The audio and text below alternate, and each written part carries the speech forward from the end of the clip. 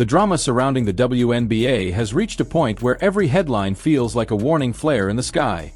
What began as a simple salary conversation has spiraled into one of the most important power struggles in the history of women's sports. The league's sudden decision to unveil $1 million max salary wasn't just bold, it was unprecedented. It felt like a confession from the front office that the old ways can no longer hold the future together. For the first time, players aren't just athletes. They are assets, leverage, and the very infrastructure that keeps the sport alive. And when the WNBA pushed those new numbers into the public eye, it wasn't simply an act of generosity. It was an admission of fear. Because behind the raised ceilings and exciting headlines lies the shadow of something much larger. The rise of Project B has flipped the entire landscape upside down. A league offering $2 million as a minimum base contract instantly disrupted the ecosystem that the WNBA had spent nearly 3 decades building. It wasn't a slow erosion. It was a seismic hit that cracked the foundation. Players didn't need to speculate. They already had offers in their inboxes. Real contracts. Real money. Real choices. Suddenly, the WNBA realized that loyalty is no longer automatic. Not when another league is offering security, comfort, and financial freedom at a scale the WNBA has never matched. And the players felt it immediately.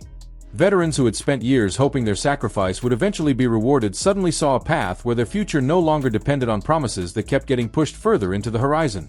Rising stars saw the possibility of entering a new era where their peak value wasn't capped below what international clubs and startup leagues considered the entry point. Even mid-tier players understood that for the first time in their careers, they had leverage. That leverage didn't come from negotiations or public statements. It came from pressure, from options, from the unmistakable truth that a new power had entered the room. That is why the WNBA moved the way it did. The $1 million offer wasn't crafted out of celebration. It was crafted out of urgency. Owners realized they could lose their biggest names. Front offices realized they could lose interest from sponsors. The league office realized that if they did not respond aggressively, the entire narrative could shift overnight. Every team in the league depends on star power to draw crowds, boost ratings, and maintain relevance. And no star has reshaped the market more than Caitlin Clark. She is the gravity holding together attendance spikes, merchandise sales, national broadcasts, and unprecedented mainstream interest. When she thrives, the league thrives. When she sits, the entire structure becomes vulnerable.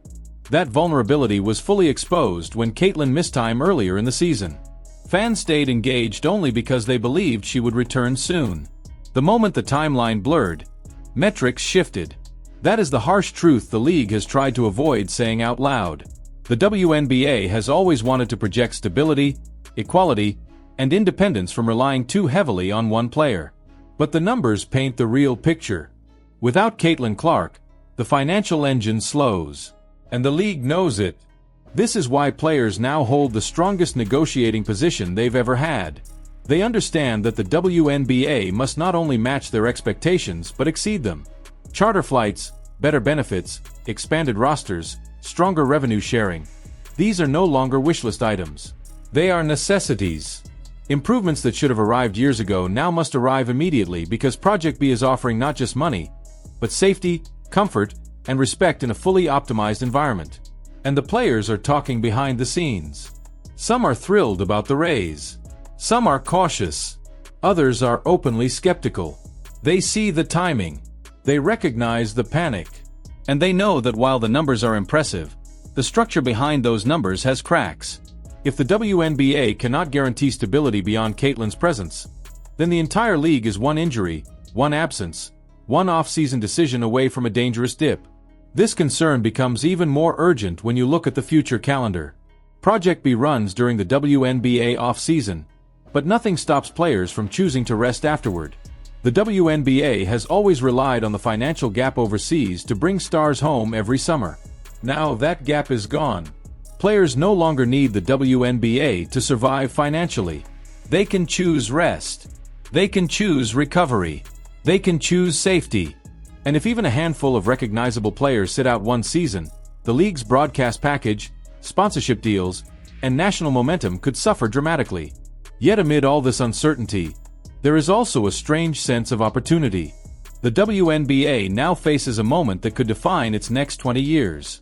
Expansion into Toronto and Portland was supposed to be a major leap forward, a sign that the league was finally growing at a rapid pace.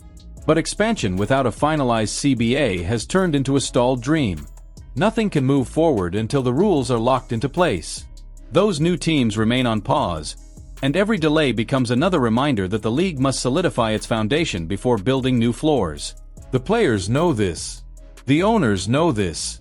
And fans watching from the outside can feel the tension building as both sides inch closer to a long-term decision that could either elevate the WNBA into a true global league or allow Project B to capture its most valuable stars. It's not just about money anymore. It's about identity. The WNBA must decide whether it wants to merely keep pace or take control, whether it wants to protect what it already has or dare to build something entirely new. That is why every detail in this new salary offer feels loaded. Yes, the $1 million max is powerful. Yes, the minimum salary jumping above $200,000 is a long overdue victory. But beneath the excitement lies the truth that this proposal wasn't born from strength. It was born from necessity. And as long as players continue to gain power, the league must evolve or risk losing the momentum it spent decades fighting for. Right now, the WNBA is standing on a razor-thin line between transformation and vulnerability. It has the spotlight, the stars, the attention, and the opportunity to build something extraordinary. But it also has competition, pressure, and the undeniable reality that its future depends on decisions it can no longer delay.